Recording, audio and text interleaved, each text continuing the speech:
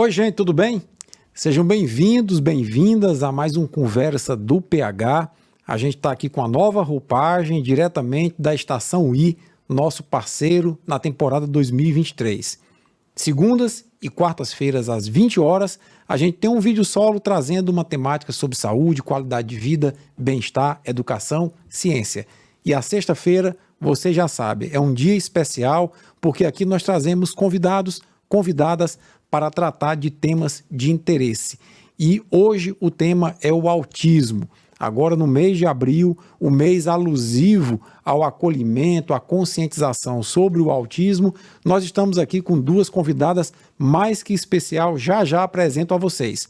Antes disso, eu queria pedir que vocês se inscrevam aqui no canal, ative o sininho da notificação, deixa teu comentário, sugestão, críticas, vale. É muito importante a gente estar interagindo e ouvindo sempre a opinião de vocês. Eu sou o Paulo Henrique, tenho mestrado e doutorado em microbiologia e imunologia, sou professor universitário e estou aqui semanalmente trazendo conteúdo de qualidade para vocês. Hoje nós temos duas convidadas, né? A gente sempre traz aqui um convidado, uma convidada, hoje em dose dupla. Nós estamos aqui com a professora Rosália Oliveira, professora da SEDUC, minha companheira de SEDUC, né? Secretaria de Estado da Educação do Piauí. Estamos aqui com a Ana Cândida, ambas vão me ajudar nessa compreensão do que é o autismo. Seja bem-vinda, professora Rosália, se apresente aos nossos inscritos aqui no canal. É um prazer estar nesse momento, né, falando de um tema tão importante. Eu sou professora da Rede Pública Estadual há 21 anos, com muito prazer. Amo ser professora, amo trabalhar nessa parte da educação. É bom, né? É muito bacana, muito bom a gente compartilhar conhecimentos, informações para ajudar a nossa sociedade a ter uma construção melhor, né? Todas as pessoas. E estou na AMA desde 2005, vou completar agora 18 anos que estou na AMA. Você é pedagoga, estava me dizendo, Sim. Com pós-graduação em psicopedagogia. Em psicopedagogia clínica e institucional. Tá. E Feitas hoje na UESP, feita com muito lá na prazer. nossa universidade estadual, né? Isso. E hoje você atua na AMA, né? Explica Sim. pra gente o que é a AMA e como você atua lá na AMA. Sim, a AMA é a Associação de Amigos dos Autistas do Piauí, uma instituição aí criada há 23 anos para estruturar serviços nas áreas de assistência social, educação e saúde para as pessoas autistas. E eu atuo lá como coordenadora de inclusão, né, além de colaborar com a questão dos projetos da instituição. Eu também colaboro com a formação dos profissionais de educação, de saúde, de assistência. A gente faz um acompanhamento nas escolas. Esse mês de abril, inclusive, já fomos em uma escola, já tem outra aí, 2 programadas para a próxima semana. Já houve uma caminhada no dia 2, né? Sim, a caminhada muito importante, a 10ª caminhada Eu já vi, que estava a gente lá. vem fazendo. É. Né? E é muito importante a gente poder estar, né, colaborando com esse trabalho. A gente trabalha também com projetos voltados para as famílias, que a gente sabe que uma família que tem um filho autista, ela precisa de um suporte emocional, né? Ela precisa aprender a cuidar da sua saúde também, e é muito importante. E esse ano também a gente tem um diferencial, que nós estamos sendo convidados a participar de eventos nas universidades, nas faculdades, para falar sobre o autismo. Muito bom. E até nas UBS, nós já temos aí uma UBS aqui do Vale do Gavião, já vamos estar presente lá no dia 12 de abril para conversar um pouco com os profissionais da saúde sobre o autismo. A agenda tá cheia, né? A agenda está cheia. Tem até canal do YouTube de professor convidando vocês para vir conversar sobre autismo, né? Pois é, muito importante, muito bom. E desse lado da professora Rosália tem a Ana Cândida, que é assistente administrativa e assistente de comunicação lá da AMA, Teresina. Sim. Se apresente, Ana. Eu sou Ana Cândida, eu sou psicóloga de formação, faço mestrado em filosofia, sou autista, diagnosticada tardiamente, aos 30 anos, e eu não sei mais o que falar, porque... Mas eu vou puxando, não se preocupe. Essa situação aqui é estranha, gente. Então, a Ana é uma pessoa que eu conheci lá na AMA E é uma pessoa que tem uma formação bastante consistente, como ela colocou aqui, e ela também conduz o podcast lá da AMA, levando informação sobre o autismo para o Brasil inteiro, o mundo inteiro, né? Isso. E nós vamos dar esse apoio lá, nós vamos trabalhar juntos em alguns projetos, viu? Coisa boa. Eu queria pedir aqui o Gil, que está nos assessorando na técnica, para passar aí o nosso primeiro slide, que é um slide de provocação, para a gente conversar um pouco a respeito do autismo, né? Eu tive também dando uma lida, obviamente, para a gente poder trazer as provocações aqui, mas eu queria conversar com vocês, a princípio, para a gente colocar para o público que essas informações já estão, inclusive, mais à mão das pessoas, mais fáceis de serem acessadas, mas era bom que vocês, como uma pedagoga, psicopedagoga e uma psicóloga autista, inclusive, que a gente começasse nesse podcast aqui, nesse bate-papo, nessa conversa, que a gente começasse a tentar definir para as pessoas que estão nos ouvindo o que é o autismo. Vamos lá, professora Rosália? Sim, vamos lá. Muito bem. Atualmente a gente fala muito em TEA, né? TEA, TEA, TEA, então tem várias formas de falar, porque em 2013 foi inserido aí no DSM, né, como transtorno. Então, dentro da ciência, da medicina, o autismo ele é chamado de transtorno do espectro autista, né, que é o TEA. E às vezes as pessoas ficam na dúvida, eu falo TEA, eu falo autismo, ainda é possível ficar usando o termo autismo, né? E a gente sempre diz que sim, ou TEA, ou autismo, porque a gente já está mais acostumada com esse termo autismo, né? É mais fácil da gente pronunciar, porque TEA, quando fala em TEA, para quem não conhece, as pessoas ficam com um ponto de interrogação, né? O que é mesmo TEA? TEA, na verdade, é uma sigla. É uma sigla. Transtorno do espectro autista. Aí, só para tentar colocar aqui para as pessoas que a palavra espectro está aí colocada porque, na verdade, a manifestação autista, ela não é pontual. Ela tem todo um espectro de abrangência na população que é afetada. Não é isso? Isso. São um conjunto de vários sintomas, né? Que para umas pessoas é mais intenso, para outras é menos intenso, para uns é mais intenso numa área, para outros é mais intenso em outra área, né? O certo é que a gente coloca que o autismo ele afeta algumas áreas do desenvolvimento da pessoa, né? A área da interação social, com a comunicação.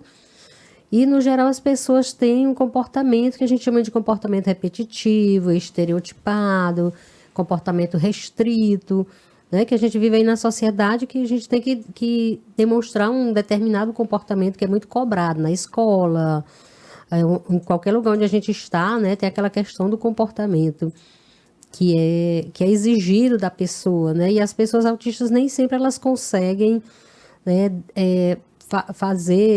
lidar no dia a dia com esse comportamento que é exigido pela sociedade. Então, o autismo ele traz esses déficits, né, na comunicação, na interação social e no comportamento das pessoas, trazendo aí para a maioria das pessoas que estão nesse espectro diversos prejuízos, né? Porque você está, por exemplo, com vontade de conversar com o outro e não conseguir ter essa conversa, falar da forma como nós estamos falando aqui, é muito difícil para a pessoa, né? Porque ela não vai conseguir dizer se está sentindo uma dor, se está alegre, se está triste, se está com fome, com sede. E se é um espectro, existem níveis diferentes de manifestação do autismo, desde o leve até um mais severo, não é, Ana? Isso, inclusive, como eu sou na parte que chamo mais leve do espectro, né, foi muito difícil para mim ser diagnosticada. As pessoas profissionais não conseguem ainda ter esse olhar em cima para mulheres autistas, porque elas geralmente mulheres autistas costumam mascarar bem os comportamentos autísticos, né?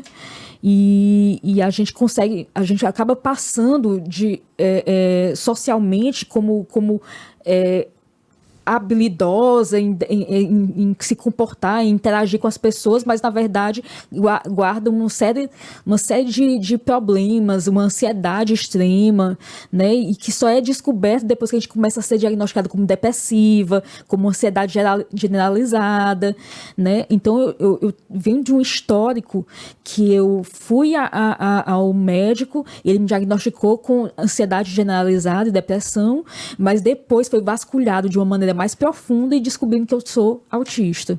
E isso tardiamente, né, Ana? Tardiamente. Com quantos anos? 30. Ou seja, você conviveu 3 décadas com essa situação, Sim. né? E depois de uma análise mais aprofundada por um profissional foi que você se descobriu autista. Isso. E qual foi assim a primeira reação que você teve, a reação da sua família em compreender aquelas dificuldades que você tinha ao longo dessas 3 décadas e que não tinham um porquê, não tinha um diagnóstico fechado? No início, logo no início, a gente não acredita. Porque a gente passou uma vida inteira tendo pessoas dizendo que você é mimada, que você é preguiçosa. É esquisita. Que é esquisita, doidinha. Você passa uma vida inteira ouvindo essas coisas, você nem acredita que realmente pode ter um diagnóstico que lhe defina, entre aspas, né? Lhe defina e diga às pessoas e a si mesmo que você é uma pessoa que você não é uma pessoa preguiçosa, você é uma pessoa autista. Isso para você, de certa forma, esse diagnóstico veio também como algum alívio para você se entender como autista? Um alívio extremo mesmo, porque a partir do momento que você tem um nome para aquilo que você você costumava ou costuma, ou sempre tem na cabeça como uma coisa que é como se fosse uma sombra que anda com você. Não querendo dizer que autismo é a sombra, mas que passa uma certa sensação de que você está coberto, e quando você é diagnosticado, você é descoberto e passa a se reconhecer enquanto pessoa. Muito bom. Dentro de uma comunidade, né? Uma comunidade autista. Muito bom. E eu queria que o Gilberto colocasse aqui para a gente ver, até para estimular a ITEA, que é o transtorno do espectro autista, né? Colocando isso, que o espectro define como uma manifestação que tem uma escala, tem um espectro mais amplo, desde uma forma mais leve, mais sutil, até uma forma mais severa. Mas eu queria chamar a atenção, Gilberto, para o outro slide, que aí a AMA, esse, tá? Você pode até puder colocar em tela cheia, não sei se dá, mas aqui tem alguns dados de uma pesquisa, de uma pesquisadora da Unifesp, que coloca que cerca de 1% da população mundial tem transtorno do espectro autista. Aqui no Brasil, como nós somos 200 milhões de habitantes, Ana, nós estamos falando de 2 milhões de autistas no Brasil, né? E ele coloca algumas situações aqui, que é mais frequente em meninos do que em meninas. Para cada menina, em média, você tem 4 meninos com autismo, né? Que normalmente isso é uma característica genética que é herdada, embora não haja um único gene já identificado como responsável pelo autismo, né? Mas se sabe que tem um cunho genético muito importante. São dados para a gente ir compreendendo um pouco melhor. E de 70% a 95% tem alterações sensoriais, ou seja, se incomodam com o som, se incomodam com a luz, né? E aí eu quero relatar, voltando para cá, Gilberto, que no dia 2 mesmo de abril, eu estava no Parque Puticabana, que é um parque que, por sinal, parece que a caminhada se encerrou lá, né? Na verdade, não chegou a encerrar por conta da chuva, mas era para encerrar lá. O local. E chegando no parque com meu filho, eu tenho um filho de 5 anos, Ana, e ele foi pro balancinho que ele gosta. Eu fico empurrando ele no balanço e, coincidentemente, ao lado tinha uma criança, eu me lembro muito bem o nome, Deusdete, né? Que era autista, a mesma idade do meu filho. E os dois começaram a interagir, né? E num dado momento, passou um carro com um som muito alto e o menino colocou as mãos no ouvido, ou seja, ele mostrou uma sensibilidade ali auditiva, né? Isso é uma manifestação relativamente comum nos autistas, não é? Sim, com certeza. Tem alguns até que acabam usando um abafador de som para diminuir esse impacto, né? E isso traz muitos prejuízos para os autistas. Na sala de aula, principalmente a escola, a gente sabe que é um lugar com muitas interações, com muito barulho, arrastar de carteira, é a sirene. Tem umas escolas que tem uma sirene que é doloroso para uma pessoa que não tem autismo. Imagina para um pra quem autista. tem. A gente se assusta, né? A gente não consegue pensar direito quando tem essas... Ou, por exemplo, a luz aqui é muito forte, aí você não consegue pensar muito bem, mas com a ajuda de vocês dá certo. É por isso que a gente costuma dizer que o apoio você consegue muita coisa. E aqui nós estamos procurando fazer uma conversa bem descontraída, que é para Ana e Rosália ficar bem... Isso, para ela ficar tranquila. Você tá tem tensa. sensibilidade a alguma coisa? Eu tenho, eu não sei dizer, até pouco tempo atrás, eu não conseguia mensurar meu próprio sentimento em relação ao entorno. E é muito difícil, por exemplo, aqui, eu só consigo perceber que eu estou nervosa porque eu estou suando e porque eu estou meio trêmula. Mas não fique nervosa não, que a conversa tá boa, viu? Tá ótima. Mas é porque eu não consigo controlar, mas eu só consigo perceber, só consigo dizer ou discernir, até mesmo mentalmente, para mim, se eu tenho... Por exemplo, eu estudei para isso, né? Eu estudei muito e consegui verbalizar de uma forma até muito boa. Uma forma boa, né? Uma forma inteligível, né? Mas antes, até pouco tempo, eu não sabia dizer para as pessoas o que eu tinha ou qual era o problema, por que eu ficava nervosa demais, por que eu ficava trêmula, por que eu ficava com dor de cabeça, muita dor de cabeça. Em certas situações, né? Exatamente, eu não conseguia dizer para as pessoas. Mas eu acho que até isso, e aí me corrija se eu estiver errado, a autodefinição da pessoa, a pessoa se compreender como autista, eu acho que tem um papel importante na resolutividade de boa parte dos problemas, não? Sim, e eu acho, inclusive, que a aquisição de um repertório mais voltado para sintomas ou possibilidades ou até mesmo formas de comportamento é muito importante para a gente conseguir se desenvolver de tal forma que a gente consegue meio que mascarar as características, né? Só que eu acho que isso acontece de uma forma muito... É pesado para a gente, ter que moldar o comportamento para atender as determinações sociais. É pesado isso, mas infelizmente a gente convive... Não, felizmente a gente convive socialmente, né? E a gente tem que se moldar o tempo todo, não só autistas, mas todo ser humano tem que se moldar o tempo todo, né? Assim, gente, eu de formação, sempre que eu me apresento eu coloco, eu sou biólogo e sempre gostei muito de genética, e a gente tem a compreensão na genética que nós somos muito da nossa genética. A cor do cabelo, cor dos olhos, cor da pele, altura, peso, características comportamentais também são influenciadas por nossa genética. Só que desde há muito nós sabemos que o ambiente onde a gente interage, onde a gente vive, também tem um papel importante naquilo que nós somos. Então, se a gente está falando que o autismo tem uma característica genética, esses genes que manifestam o autismo numa pessoa, eles vão estar tão mais potencializados quanto mais o ambiente for favorável a eles se potencializar. É por isso que eu acho muito importante a gente ter uma ambiência para acolhimento do autista dentro do seu espectro de variação, para que a manifestação autista não seja tão potencializada quanto o gene quer. O meio ambiente meio que molda. Se você nasce num lar que você é autista, mas é acolhido, tem uma escola que lhe acolhe, uma cidade que lhe acolhe, um país que lhe acolhe, né? Eu acho que você conviver com aquela manifestação vai ser muito mais fácil do que o contrário, né? Eu acho que por isso que esse papel de nós estarmos aqui fazendo esse bate-papo é um papel que vai também chegar a muitas pessoas para se compreenderem dentro desse contexto, não é, Rosália? Sim, com certeza. Enquanto a Ana falava aí, eu até lembrei quando a Ana procurou a AMA pela primeira vez, né?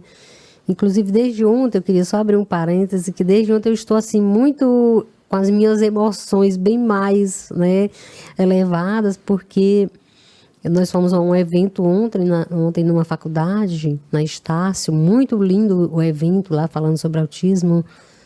E cada vez que as mães falam, se manifestam, que tem uma palavra, eu revivo muitas coisas, né? Porque esses 18 anos, quase 18 anos que eu estou na AMA, eu já recebi muitas famílias, cada uma com uma situação, com uma particularidade.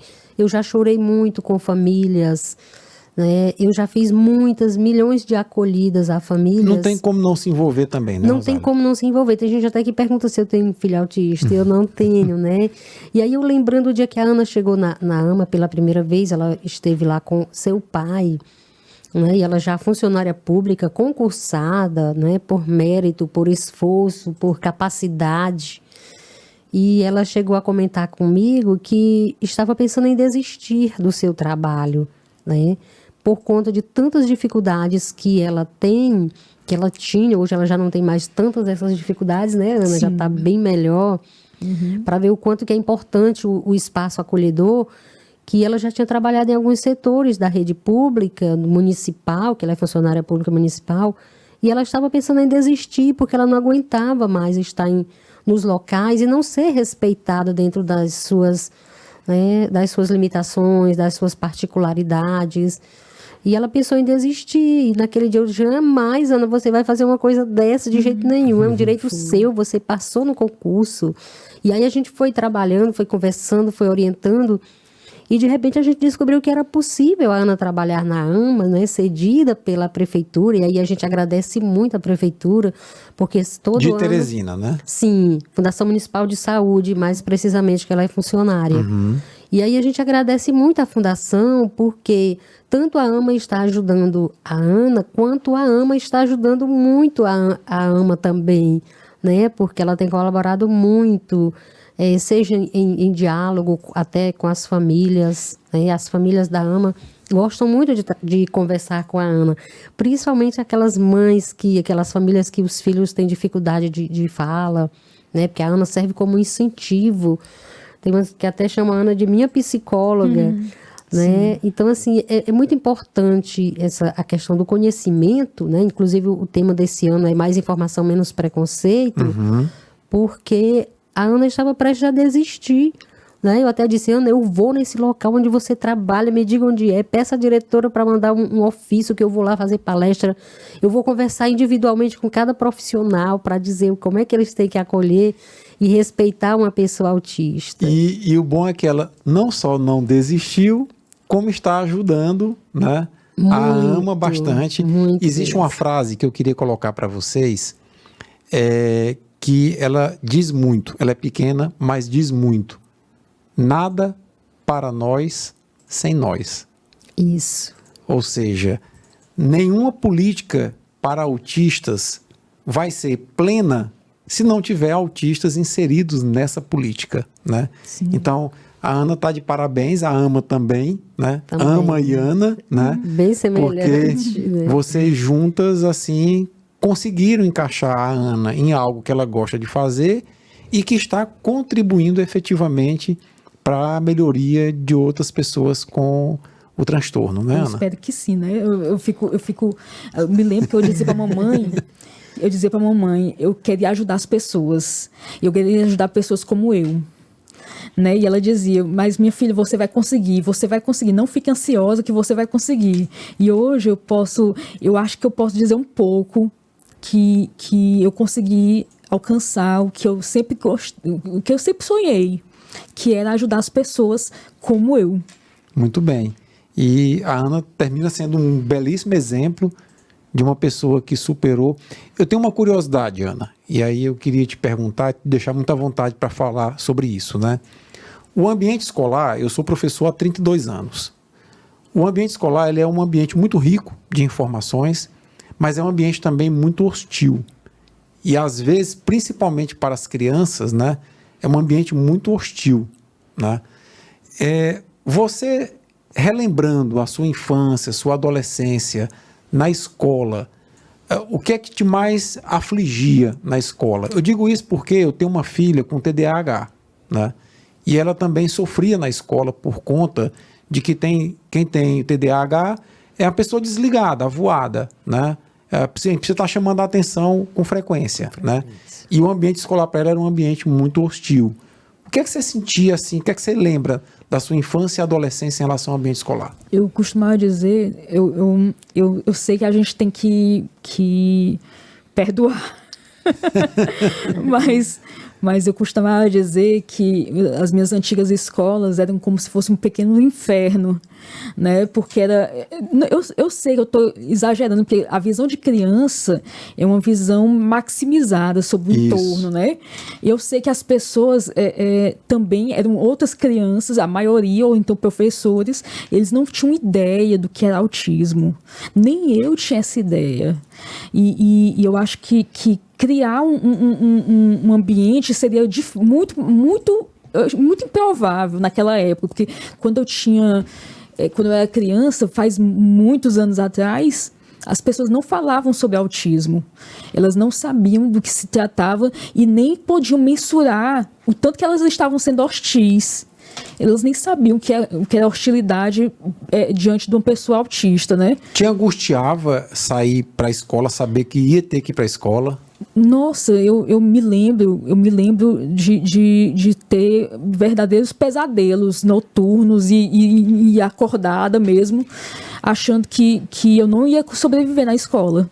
Na faculdade, melhorou isso? Não. Também não? Não, na faculdade eu tinha muito problema para acompanhar o ensino. Meus colegas, eu achava que todo mundo era mais inteligente do que eu.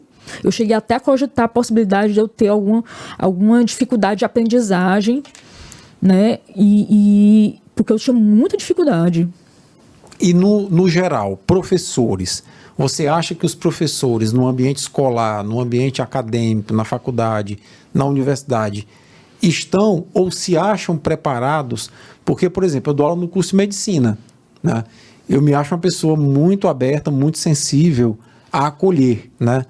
E eu já tive alunos na medicina com autismo, né? Então, você acha assim, os professores, eles estão preparados? Naquela época, não se falava sobre autismo. Hoje em dia, as pessoas estão buscando muito mais conhecimento. Eu não posso nem culpar essas pessoas, certo, porque naquela época, ninguém sabia o que era autismo, né? Tanto é que eu fui diagnosticada depois de 30 anos, né? É verdade. E eu acho que eu não posso dizer que essas pessoas fizeram deliberadamente mal, de uma por forma, maldade, né? Por maldade, Uhum. né? Eu não posso dizer isso. Na verdade, eu digo, hoje em dia as pessoas estão buscando muito mais conhecimento e que bom. E estão mais abertas, você mais acha, né? abertas, isso. Estão indo atrás mesmo de conhecer. Eu fui numa palestra ontem mesmo, dar uma palestra em nome da AMA, né? E aí era uma faculdade, as pessoas estavam ávidas por conhecimento e foi muito bom. E, Rosália, você acha que essa atuação da AMA e outras entidades, né, que tentam fazer esses movimentos de sensibilização, como a caminhada no dia da conscientização para o autismo, como palestras que vocês vão em faculdades, estar, por exemplo, em canais de redes sociais, divulgando informação. Isso tem um papel também, tem tido um papel muito importante nesse processo de conscientização e acolhida, não? Com certeza, com certeza. Nas nossas jornadas, por exemplo, que a gente faz, já fizemos 10 jornadas também, tivemos que parar por conta da pandemia, a gente ouviu profissionais da educação, né, professores, psicopedagogos, após palestras, dizerem, a partir de hoje eu sou um outro profissional, eu jamais vou fazer o que eu vinha fazendo com o meu aluno autista. Isso vai bem na linha do que a Ana disse, né? Com a conscientização, sim, a educação, as pessoas... Faz muita diferença, embora a gente saiba que pouca coisa mudou dentro do ambiente escolar com relação ao acolhimento ao autista, como a Ana diz, né? que a Ana, quando era criança, achava que a escola funcionava de forma absurda, era um espaço absurdo para ela, ainda hoje tem muitas crianças, muitos adolescentes autistas que têm pavor em irem para a escola por ser esse ambiente que tem muitos barulhos, que às vezes falta mesmo o respeito e a compreensão, né? A gente vê aí muito nas redes sociais, no Instagram e outros grupos, vídeos, né, de autistas sofrendo bullying, sofrendo diversos, os mais diferenciados preconceitos, Isso é né, inaceitável, sendo né? massacrados, maltratados. Então é muito difícil, é doloroso. Tem muitas mães que têm chegado para a gente e têm dito: eu não quero mais levar meu filho para a escola, porque eu não vejo coisa positiva, ele está sofrendo muito. E aí, gente, é muito importante que se diga isso. Aquilo que a gente já falou ali anteriormente, eu enquanto conhecedor da genética, que o pior dos cenários para uma pessoa autista é você isolar aquela pessoa, né? Porque você vai potencializar a carga genética que ela possui. Naquele exemplo que eu dei lá do Parque Poticabana, que o meu filho estava lá no balancinho, que o Deusdete estava lá ao lado, né? Houve uma interação entre os dois. Criança é um ser ingênuo, né? E aí houve uma interação entre os dois, um brincando, rindo e o outro também, né? E uma frase que a mãe do Deusdete me disse me chamou a atenção, assim, de que bacana, porque às vezes tem pai que tira a criança, né? Então, quer dizer, a gente tem que entender que há um espectro no mundo e que o mundo é belo porque tem esse espectro. E eu estava até comentando com a Ana outro dia, que eu tive na AMA, ela colocando que ela tinha uma dificuldade em supermercado, não era, Ana? Sim. Qual é a dificuldade? Relata aqui pra gente. Supermercados, eles não são intuitivos. E além disso, você chega no lugar e já mudou a posição de tudo. Quando você pergunta para as pessoas, você não tem uma resposta clara sobre... É muito complicado, porque... Onde é que está o sabão, né, Ana? Onde Já é que está o mudou. papel higiênico? Isso, aí muda sempre. E não é acho que as pessoas elas ainda têm uma pequena dificuldade para aceitar o que é diferente. Quando você chega de uma forma diferente de abordar, né, você acaba, acho que assustando, não sei, eu não sei qual é o sentimento das outras pessoas, mas parece que é assustando, parece que você tá falando outra língua. Porque assim, você, Ana, vai ao supermercado e encontra o arroz e o feijão numa certa prateleira, você espera que da próxima vez que você vá, ele esteja lá. Sim. Aí sim. já mudou, aquilo já te perturba de alguma forma. Com certeza. E foi o movimento. Eu costumava dizer que escolhi o horário mais cheio do supermercado para irem, né? O pessoal lá de casa. E é interessante isso, porque inclusive, eu tive uma crise no supermercado que estava inaugurando e a mamãe decidiu ir na inauguração. E lotado. Lotado. E eu não conseguia dizer para ela que eu não estava suportando aquilo. É muito complicado, porque se você não tem repertório para dizer aquilo que você sente, você não consegue nem mensurar o próprio sentimento, nem dizer, nem explanar. E eu não consegui, eu tive uma crise séria e eu não conseguia dizer para ela o que estava acontecendo comigo. Eu só comecei a chorar e tremer e ficar gelada. Aí eles pensam que eu tô com um problema de pressão, alguma coisa assim, quando na verdade é só uma crise, porque é muito movimento. Era uma inauguração.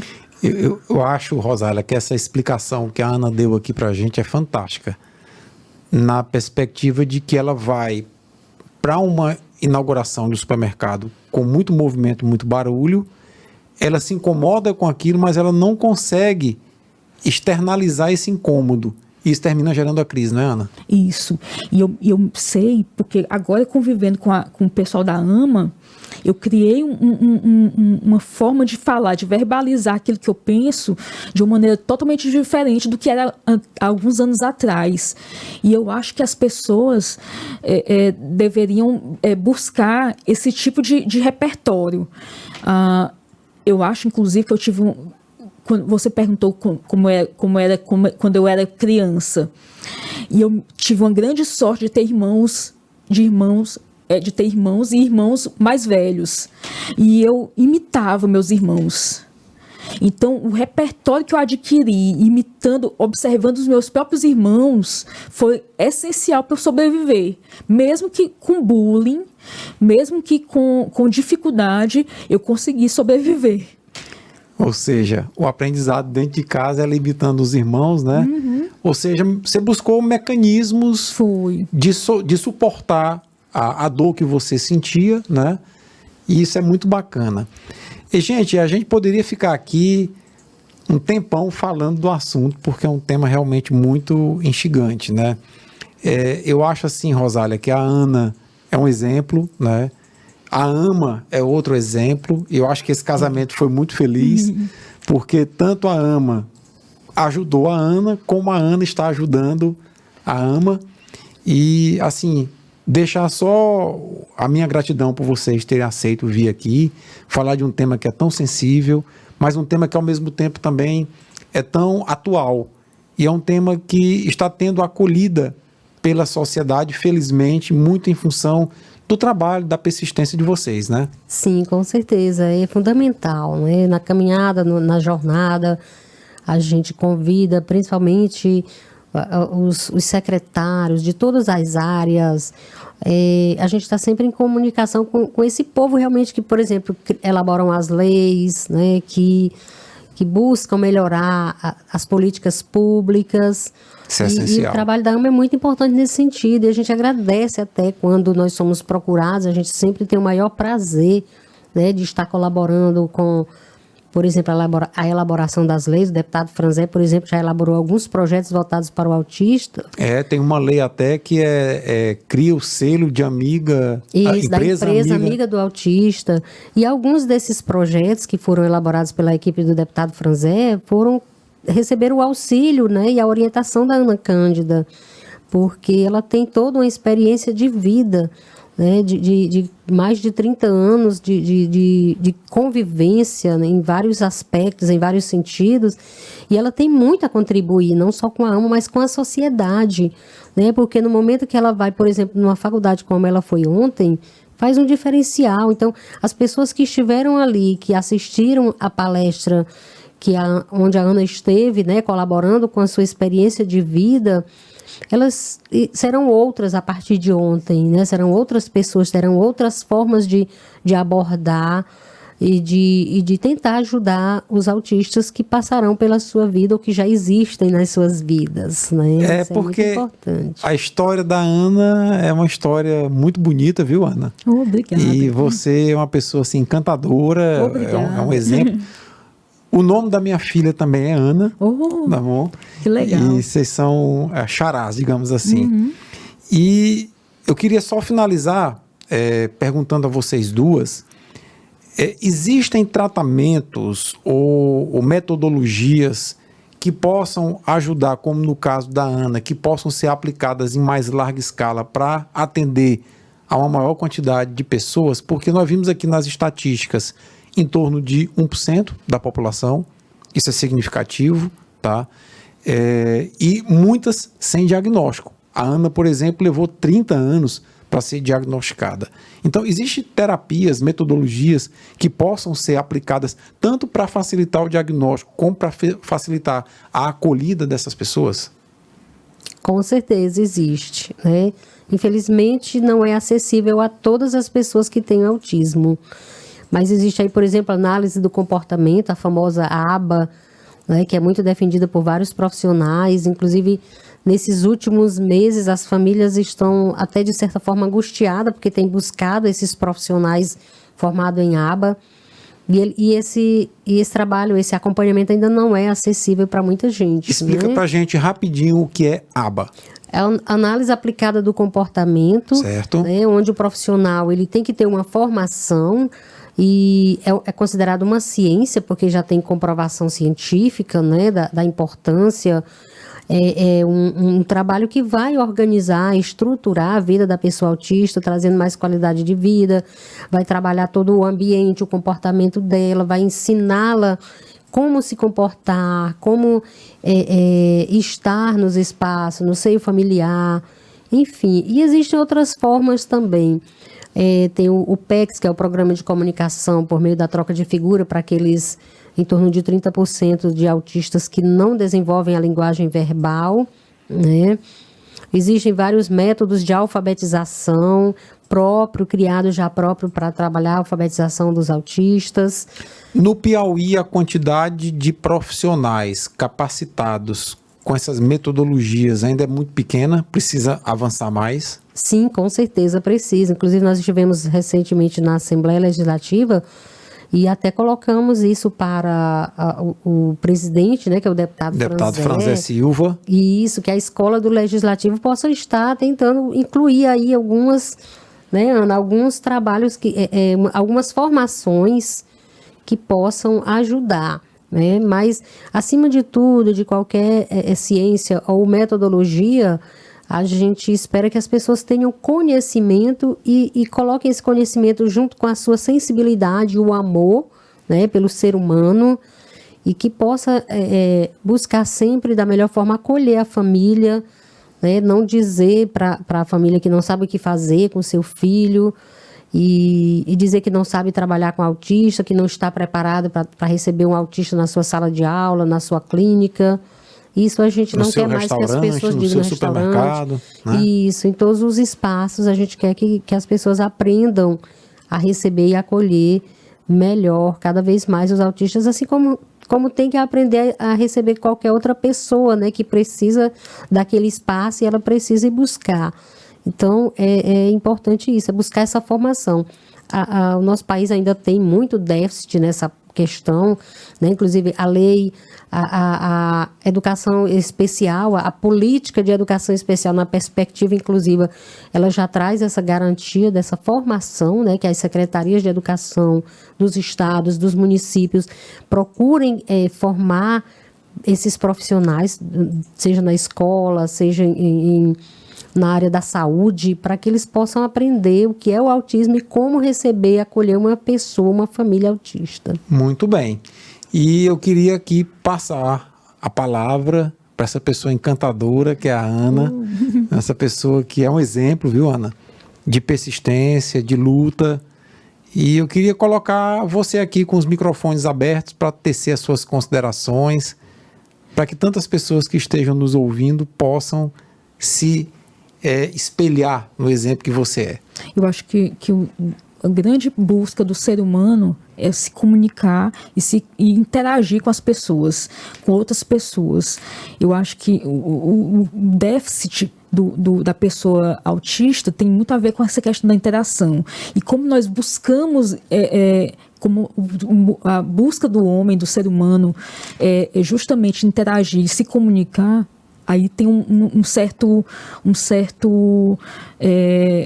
dificuldade, mas com o conhecimento, com a terapia, com a busca por olhar o entorno de uma forma diferenciada, eu acho que faz com que a gente vá criando esse repertório para poder ir mudando aos poucos. Eu acho que algumas pessoas autistas buscam falar de N formas o tempo todo. Tô até perdendo o fone de ouvido. O fone de ouvido.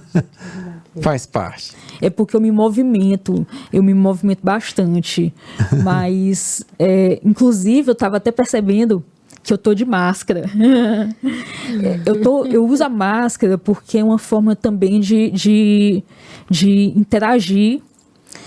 Eu acho mais fácil ultimamente, porque eu acabei acostumando com a máscara. E eu acho mais fácil. E pessoas autistas dizem que a gente é rígido, tem um pensamento mais rígido. E esse pensamento mais rígido faz com que a gente não consiga olhar para os lados e ver que as nuances do ambiente podem ser diferenciadas e você acaba não entendendo isso e entra em crise. Na verdade, eu busco uma forma de falar aquilo que eu estou pensando de uma maneira quase poética, intuitiva, olhando as pessoas que estão ao meu redor. Como, por exemplo, trabalhando com a dona Rosália, com o pessoal da AMA, eu acho que eu consegui a melhor forma de verbalizar aquilo que eu sinto. Eu acho que eu não conseguiria de outra forma falar aquilo que eu sinto. E eu tô até divagando, né? Tô divagando demais, é porque eu faço filosofia, gente. É porque você recebe a oportunidade, né? Você tem a oportunidade de poder se expressar, de aprender e, acima de tudo, o respeito pela pessoa como você é. A gente tem essa questão do respeito. É isso. Né? Que a AMA é um dos melhores lugares para os autistas. Tem uns que chegam lá e nem querem ir para casa, querem continuar a ficar lá morando, né? Porque a gente deixa todos eles à vontade. A maioria das mães dizem aqui é a nossa família, a nossa grande família, né? Porque a gente procura acolher a todos da melhor forma possível, respeitando, acima de tudo, o jeito de ser de cada um. É isso, e que bom que a AMA encontrou a Ana e a Ana encontrou a AMA. Sim, verdade. Olha, eu falei para vocês que ia ser legal, eu falei para vocês que vocês nem iam ver o tempo passar. É verdade. Já vamos aí com um bom tempo de podcast, poderíamos ir bem mais. E queria muito agradecer a vocês duas por estarem aqui, dividir essa bancada comigo. Eu aprendi muito nesses momentos que a gente esteve aqui. E queria dizer para você que está aqui nos ouvindo, replica esse vídeo, ele é cheio de conteúdo importante para que a gente possa compreender que o mundo é plural, que o mundo é arco-íris, o mundo não é preto e branco. E que compreender as pessoas nas suas diversas dimensões faz parte da gente construir juntos um mundo melhor. Se você gostou desse vídeo, deixa teu comentário, compartilha, deixa tua crítica se for o caso, sugestão de próximas conversas. Forte abraço. Obrigado, meninas. Tchau. Tchau, obrigada. Obrigada.